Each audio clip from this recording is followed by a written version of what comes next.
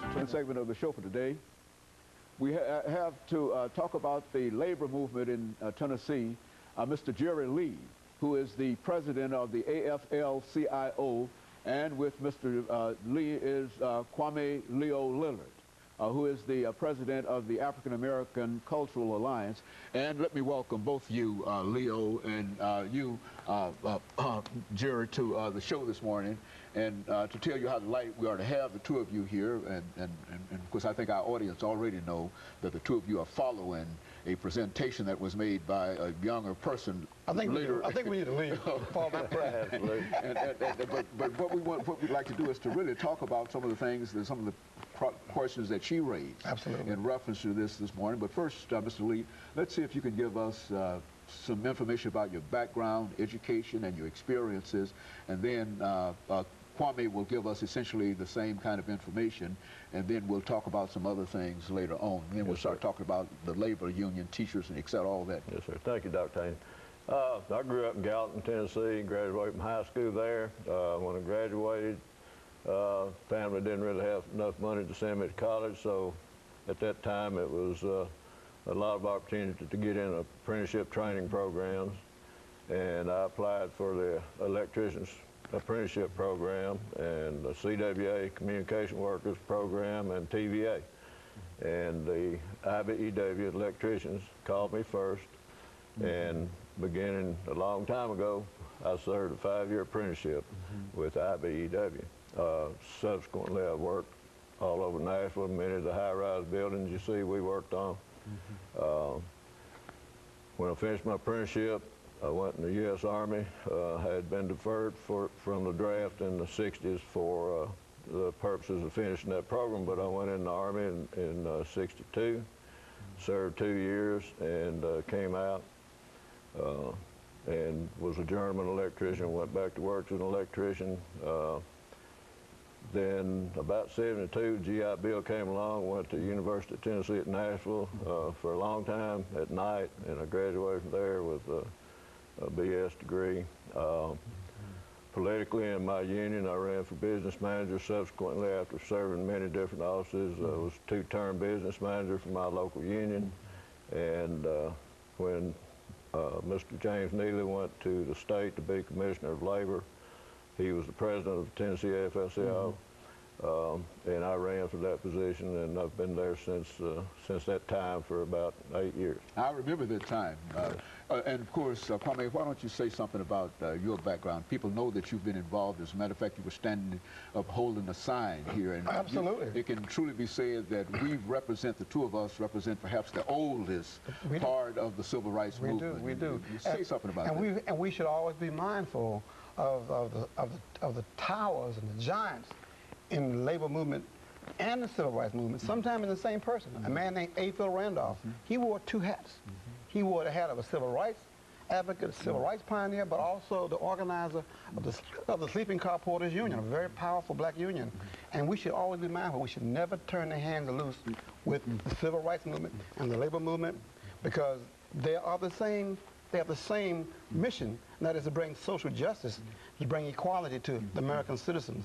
The African Alliance has always has a mission, has in their charter, to make sure that we always stand guard of the rights that we have attained through struggle, through deaths, through a lot of sacrifices. Those victories we won will not come easy, and you don't take them lightly. So when there's a chance to develop collaboration with a union or with workers, we will always be there with them, because most of the people we serve in the community are workers. They are not managers. They are not executives. They're not the professional people. Dr. King went to Memphis to give his life. Not a lawyers association, not a doctor's association, but the garbage workers. So we should never forget that. And of course, Mr. Lee, what does the AFL have in reference to your particular plan at this particular time? What would you like for folks to do and think in terms of what you're doing? Well, what we're doing is trying to create or re-energize a movement of the working people of this country.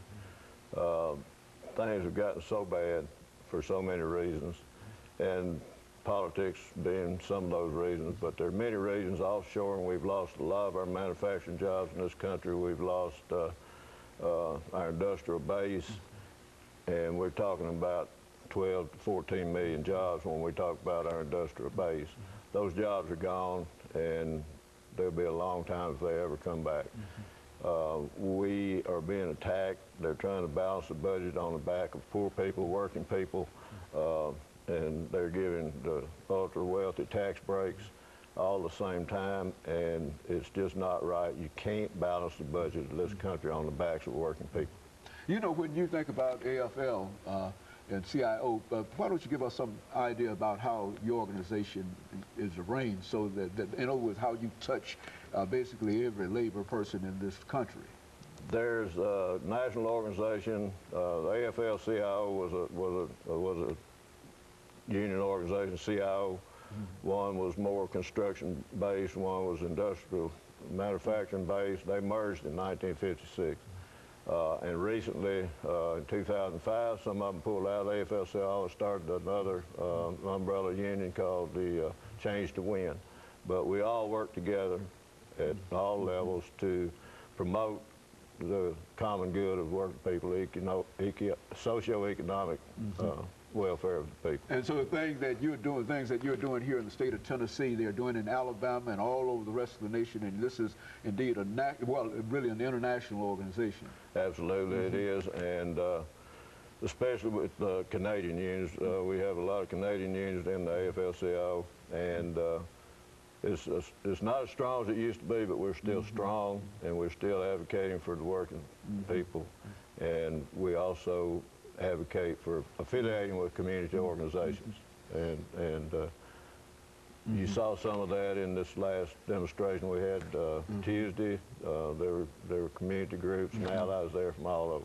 And I think what we'll do as we come to the end of this second segment, Mr. Lee, is to give you and Kwame an opportunity when we come back to deal with some of the specifics in reference to the things that you dealt with at the state legislature, because I think that in terms of the threat to the AFL-CIO, it's also a threat to all of these other units and et cetera. And so folks want to know exactly what the situation is in reference to that. And we'll talk about that when we come back during our second segment. We'll start with you.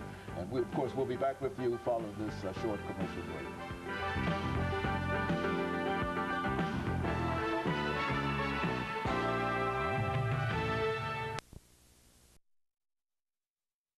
Talking to Mr. Jerry